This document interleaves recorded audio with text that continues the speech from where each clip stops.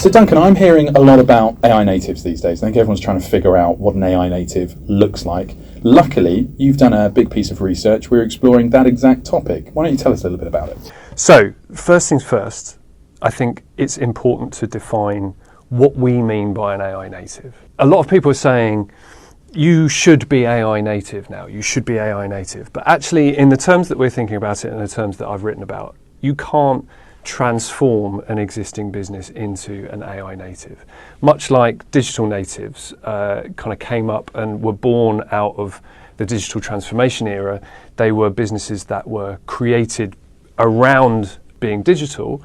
AI natives are businesses that will be created based around AI. They can only exist because of the advances in artificial intelligence, and all of their operations and their products and the way they work kind of hinges on AI. So what we're trying to look at is, what does that company look like, and what can traditional businesses learn from those companies? Not that those businesses can be AI native, but it's what can they learn from those new businesses that are going to crop up. We saw a lot of that, I think, when cloud came about. So I was an analyst at the time covering cloud, and we saw a lot of cloud native companies emerge. And then all of the incumbent industries and industry leaders were coming out saying like, hey, I'm born in the cloud too, right? So I've got loads of work in AWS. And then when you unpick it, actually 90% is still on premise, and because legacy is hard to get rid of. What sort of flavours will there be when it comes to AI natives? We think there's going to be broadly kind of three types of AI native companies. Those are niche specialists. So those companies that exist to serve a very, very niche function. And that might be a very niche function within a business, or it might be a niche function for a consumer.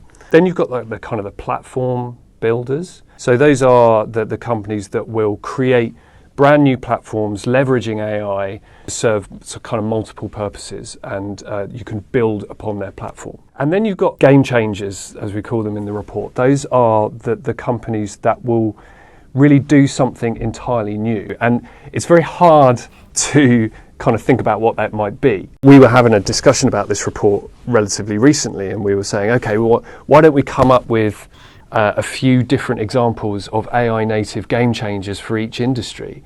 And I was like, well, I mean, if I could do that, I'd probably go and start that company up. But like, how do you know? Because, and that's the thing, like, you could come up with an entire, I mean, obviously everyone wants to be a game changer, right? And already I'm thinking like, oh, I'd love to be a game changing AI native of some description. Yeah. But you have no idea what consumers are going to want to consume in the new world, what businesses are going to want to buy, and the wide variety of variables that would make a game changer successful. It always feels like when you look retrospectively, it's quite easy to say like, oh, here, you know, Netflix was always going to be a winner, or whatever the case may be. But yeah, exactly. And it's like, it's not necessarily, a game changer doesn't have to be somebody who comes up with something completely new again, but does something in a new way.